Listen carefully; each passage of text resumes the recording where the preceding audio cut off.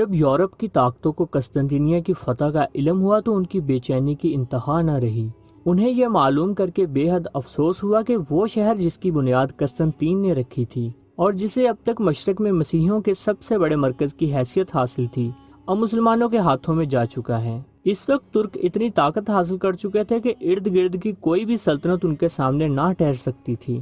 انہوں نے سرویا کی طاقت کا خاتمہ کر دیا تھا، بلغاریہ کی شان و شوکت خاک میں ملا دی تھی، درنا اور کسووا کی خوفناک جنگوں میں ہنگری کو شکست فاش دے کر اپنی شجاعت اور طاقت کا سکہ اہل یورپ پر بٹھا دیا تھا۔ ان حالات کی موجودگی میں نہ اہل یورپ میں مسلمانوں کے خلاف اتحاد کرنے کی جرت تھی اور نہ وہ بازنطینی سلطنت کی مدد کے لیے کوئی لشکر بھیج سکتی تھی۔ ان پر یہ امر بھی اچھی طرح واضح تھا کہ مسلمانوں کے خلاف ان کا اتحاد کبھی کامیاب نہیں ہو سکتا اور وہ ترکوں کو کسی طرح بھی شکست نہیں دے سکتے۔ اس سے قبل کئی بار ترک اہل یورپ کی متحدہ کوششوں کو خاک میں ملا چکے تھے۔ نیکوپولس کی عبرتناک شکست کی یاد اہل یورپ کے ذہنوں سے ابھی تک ختم نہیں ہوئی تھی، حالانکہ اس موقع پر تمام یورپ مسلمانوں کے خلاف متحد ہو گیا تھا۔ اس شکست کے بعد اہل یورپ مزید تجربے کے لیے تیار نہ تھا۔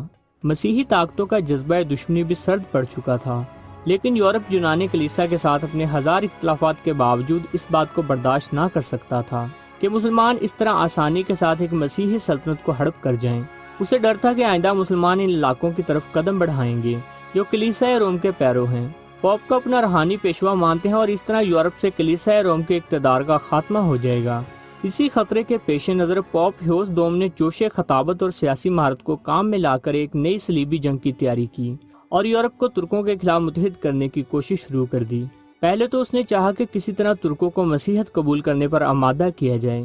اس غرض سے اس نے ترکی علاقوں میں کوئی سازش کی بجائے سلطان کو براہ راست ایک خط لکھا جس میں اسے گناہوں سے توبہ کر کے مسیحیت میں داخل ہونے اور قسطنطین اور کلونس کی طرح حامی دین بننے کی تلقین کی۔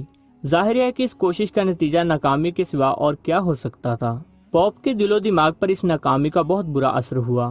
اس کی صحت آہستہ آہستہ جواب دینے لگی۔ کچھ ہی عرصہ بعد وہ اس حسرت کو دل میں لیے دنیا سے رخصت ہو گیا۔ اب صرف ہنگری اور وینس کی سلطنتیں ترکوں کے مقابلے میں باقی رہ گئی تھیں۔ اہل یورپ قسطنطینیہ کو مسلمانوں کے ہاتھوں سے چھڑا بھی کیسے سکتی تھی، جبکہ خود ان کے درمیان سخت اختلافات برپا تھے۔ ایک شخص دوسرے شخص کا جانی دشمن بنا ہوا تھا۔ 1454 میں یورپی طاقتور اطالوی جمہوریتوں نے ترکوں کے خلاف متحدہ محاذ بنایا تھا، لیکن یہ اتحاد زیادہ دیر تک قائم نہ رہ سکا۔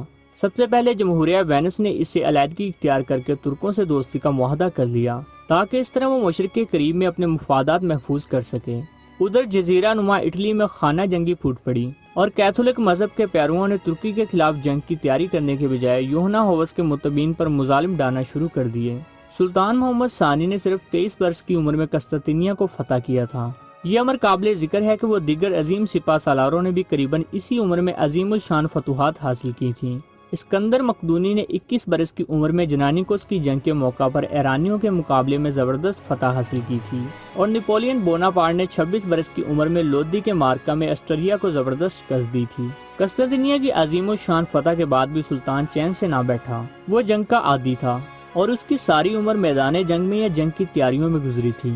اس زمانے میں بلکان کی سیاسی حالت اس بات کا تقاضا کر رہی تھی کہ سلطان اس جانب بھی اپنی توجہ مبذول کرے۔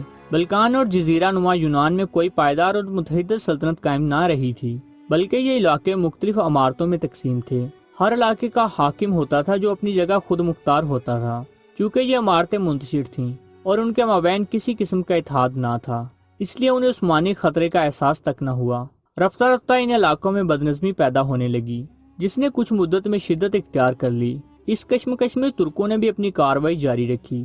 ان کا طریقہ یہ تھا کہ پہلے تو کسی فریق کے خلاف دوسرے فریق کی مدد کرتے، اور جب یہ دیکھتے کہ دونوں فریق باہمی جنگ و جدل کے باعث کمزور ہو چکے ہیں تو ان کے علاقوں پر قبضہ کر لیتے۔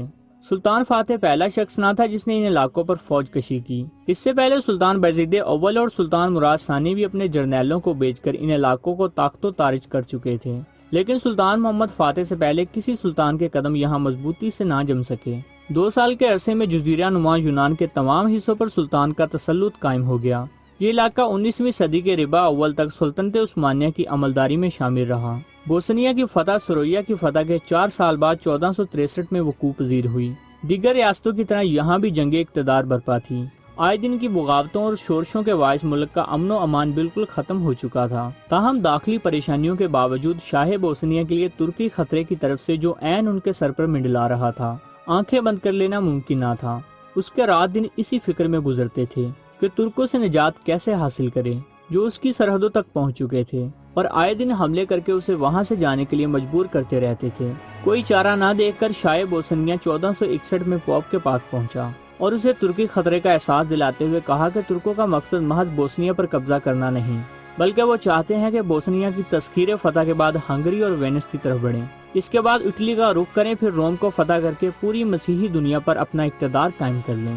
جب سلطان فاتح کو معلوم ہوا کہ شاہ بوسنیا پوپ سے مدد کا خواہاں ہے اور اس سے پہلے اس نے سلطنت عثمانیہ سے صلح کے جو معاہدے کیے ہیں انہیں ختم کرنے پر تلا ہوا ہے، تو اس نے اپنے ایلچی کے ذریعے اس سے خراج کا مطالبہ کیا۔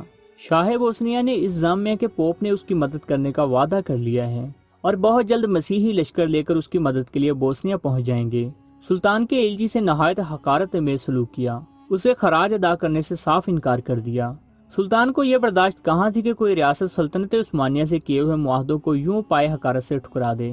اس نے بوسنیا پر حملہ کرنے کا فوری ارادہ کر لیا اور اس کی تیاری کرنے لگا۔